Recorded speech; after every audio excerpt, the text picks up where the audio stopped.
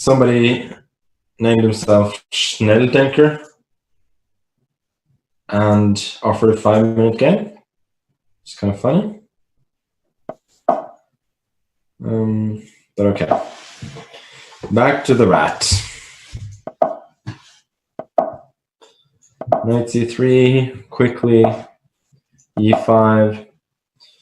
Has Schnelldenker prepared?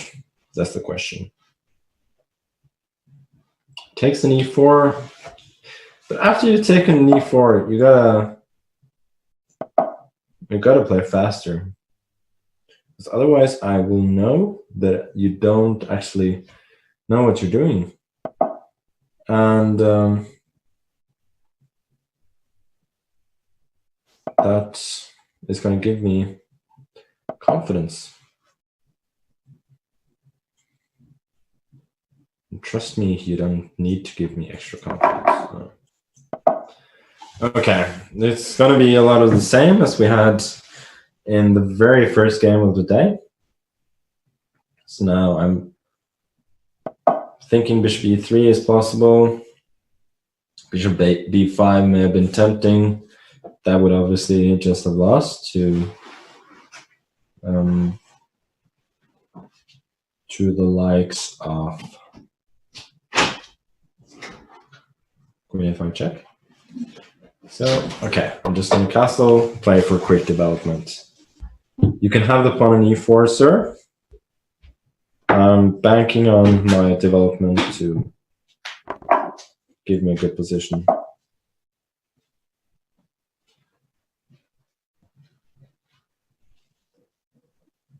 Queen b6. Also queen a5 check, which was not uninteresting. But that will... I'll have to do that another day.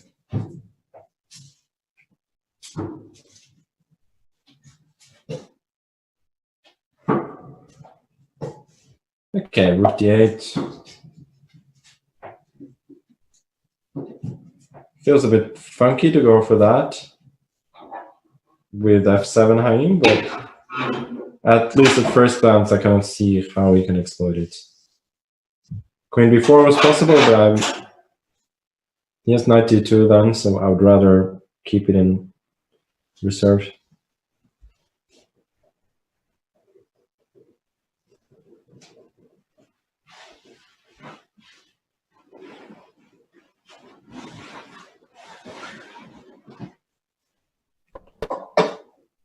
Castles after a long think. I guess I'm going to take the pawn on d4 now. It's probably going to go knight g5 and then we'll see what happens.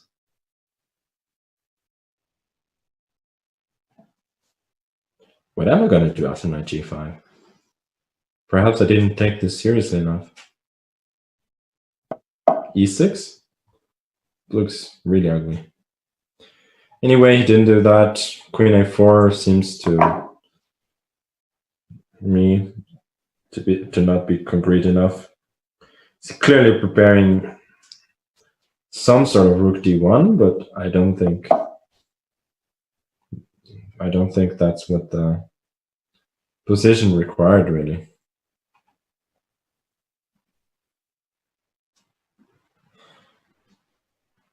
So now what?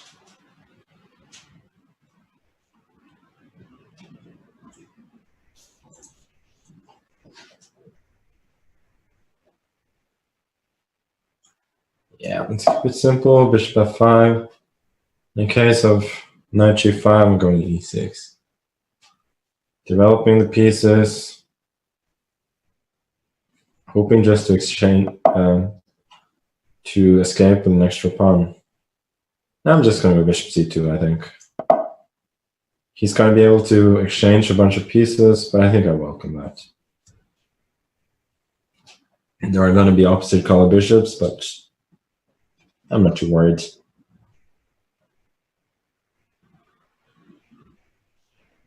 As long as there are rooks on the board, then winning chances are usually pretty good. And I do like it when I can just play technically. And hopefully it will be instructive as well. Even though my technique is not always as good as advertised. So part of good technique is calculating, right?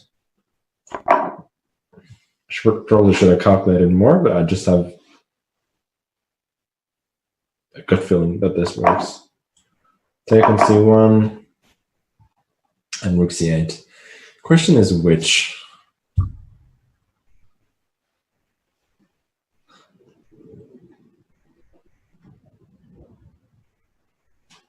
I have the feeling that rook dc8 may be more accurate, but then again, rook ac8 feels much more logical, and then it has the advantage that in case of knight e2 in some lines, then rook c4 followed by rook d1 will actually be mate, which would not have been the case if the other rook had gone to c8 and then you can only go to a1, after which he would have been able to block the check with rook c1 in that particular line.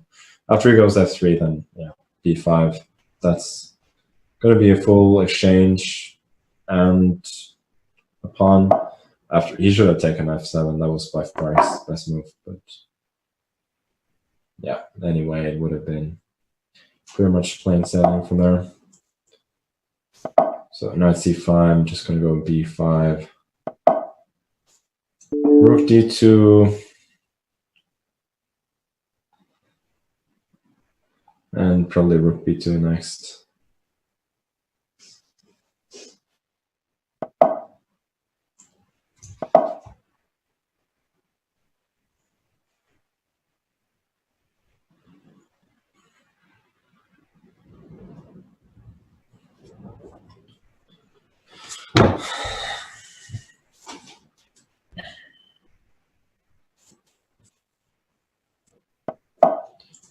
Yeah. Feels like it should be a pretty routine conversion from here. Just don't blunder into anything. Rook d3, if knight c7, rook c7 traps the knight. So knight b4, but now the other pawn is just running away. And Schnelldenker is using up all their time. Okay.